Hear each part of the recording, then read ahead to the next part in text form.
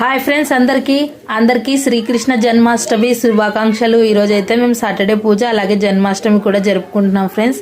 మేమైతే అమావాస్య రోజు ఉన్నప్పుడైతే సాటర్డే అయితే జరుపుకోము.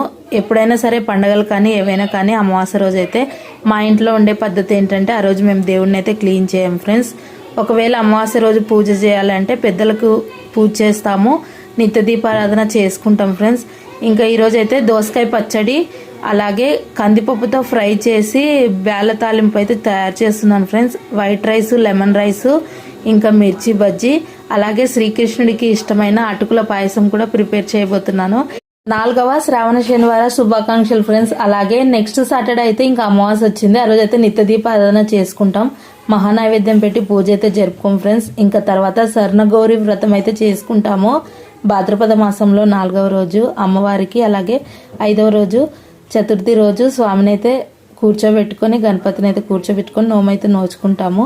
ఇంకా శ్రావణ మాసంలో ఇంకా పూజలు అయితే కంప్లీట్ అయినట్లే. ఇంకా సోమవారము, మంగళవారము, శుక్రవారం పూజలు మాత్రమే నిత్య దీపారాధన చేసుకొని ఇంకా లక్ష్మీ నరసింహస్వామికి అలాగే కురాడుకుండకైతే పూజ చేసుకుంటాం ఫ్రెండ్స్.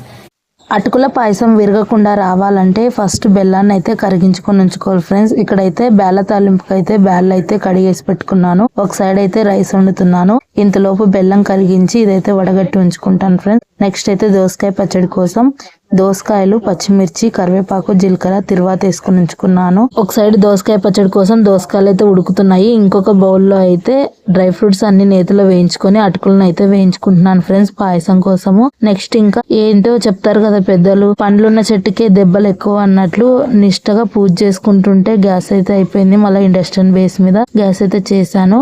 మా చిన్ని కృష్ణుని చూడండి, మా ఇంట్లో చిన్ని కృష్ణుడు ఈ విధంగా పాకుతూ వెన్న చేతిలో పట్టుకున్న విగ్రహం అయితే ఉంది. ఈ రోజు అటుకుల పాయసం నైవేద్యం పెట్టుకుని చిన్ని కృష్ణునికి అయితే పూజ జరుపుకోబోతున్నాను ఫ్రెండ్స్. పూజ మొత్తం కంప్లీట్ అయింది. నైవేద్యం పెట్టుకున్నాను, పంచోపచార పూజ చేసేసాను. వన్స్ అగైన్ అందరికీ శ్రీకృష్ణ జన్మాష్టమి శుభాకాంక్షలు.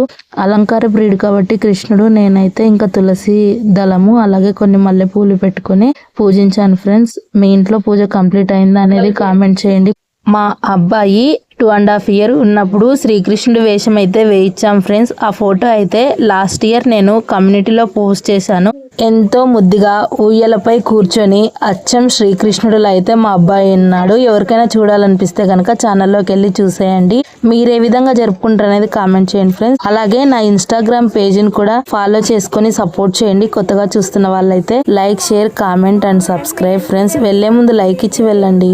మరో మంచి వీడియోతో మినీ వ్లాగ్ షార్ట్ తో మళ్ళీ కలుస్తాను ఫ్రెండ్స్. ఉంటాను మరి. బాయ్ ఫ్రెండ్స్ అందరికీ.